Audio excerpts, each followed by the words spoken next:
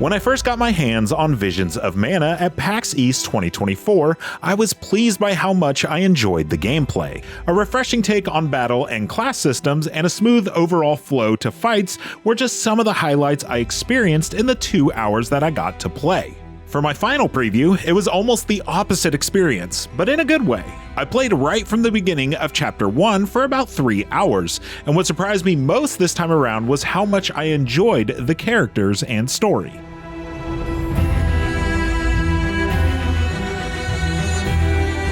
The adventure starts with Val and Henna, a duo who grew up in the same town and have known each other for a long time. As they set off on their journey to the Mana Tree, a bit of time is spent on their relationship and the connection they've built over the years. Based on the townfolk's comments, it is clear that the two have great chemistry together, and they know it. The duo doesn't even flinch at the idea of being a couple at one point, making me immediately ship them. What made me like them even more was how down-to-earth and relatable they feel.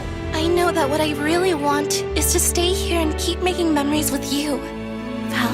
Val serves as the aloof player insert character who will ask questions that any player who is new to the series might have. Henna works opposite to him perfectly, giving exposition in the form of conversation as the two travel toward the Mana Tree, explaining the setting and its background along the way. While this method of world building can feel forced, as if the characters are unnaturally dumping information on you, it works in Visions of Mana due to how they craft their characters' backgrounds and personalities. It is explained that Henna knows all the information because she's been preparing to be the Alm of Fire and traveling outside of their hometown for a while now, and the role must be knowledgeable. On the other hand, Val has been in the village honing his abilities as the best swordsman so he can serve as her sole guard for the journey. She is the brains and he is the brawn. It may seem like a small thing, but it helps build both of the characters and the world of Visions of Mana while establishing how they fit into their roles. Any monsters we meet along our journey to the Mana Tree won't lay a finger on you. Karina and Morley also benefit a lot from getting origin stories. Instead of just being thrown together 8 hours in with a pre-established dynamic like the last preview, here I got to meet each character individually and learn why they are also on the journey to the Mana Tree. Initially, I didn't like Karina's sarcastic attitude or Morley's brooding nature. Given the context of the struggles they both go through just to become alms in this preview, these flaws make much more sense and even provide room for attractive personal growth as the story progresses. Getting to experience combat, leveling, and abilities from the ground up made me even more appreciative of the RPG elements that go into Visions of Mana. Instead of having powers unlocked and pre-assigned, I was now responsible for finding, unlocking, and figuring out who to give them to.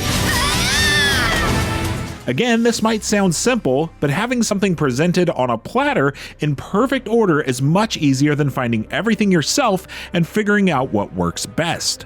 Thankfully, it is a pretty straightforward process, although it is slow. Throughout Chapter 1, I found sigil seeds by defeating enemies, completing quests, searching for chests, or buying them at traders with in-game currency. Figuring out which sigils to assign to which character became its own game within a game.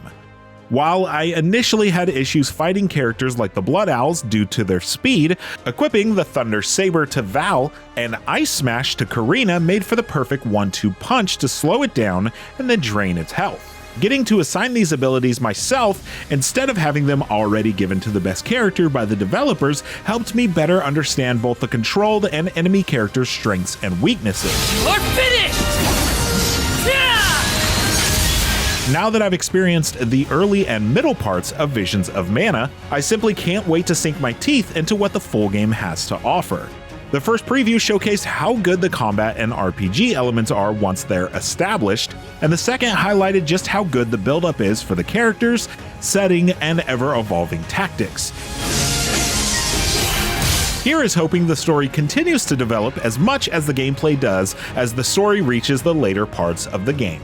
For more previews of the latest upcoming games, don't miss our previews for Star Wars Outlaws and Dead Rising Deluxe Remastered. And of course, for everything else in the world of video games, stick with IGN.